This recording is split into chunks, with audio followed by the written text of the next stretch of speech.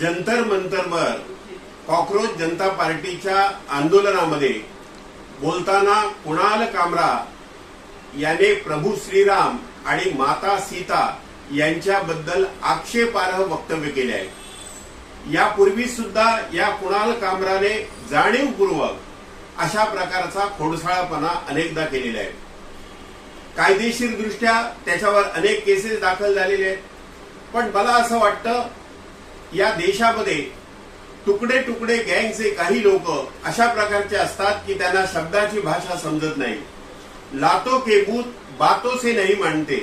आणि म्हणून या देशातल्या तरुणाईला मी असं आवाहन करतो की कुणाल कामरा सारखे आमच्या आराध्य देवतेचा अपमान करणारे या लोकांना धडा शिकवण्यासाठी त्याला भर चौकात आणून त्यांचा चौरंग करण्याची गरज आहे। अशा लोकांबद्दल राष्ट्रसंत तुकाराम महाराज म्हणतात, तुका म्हणे ऐशा नरा मोजुनी माराव्या पैजारा। कारण अशी सगळी मंडळी आहेत, त्यांना याच प्रकारची भाषा समजते आणि म्हणून यांना या बाबतीत धडा शिकवला पाहिजे।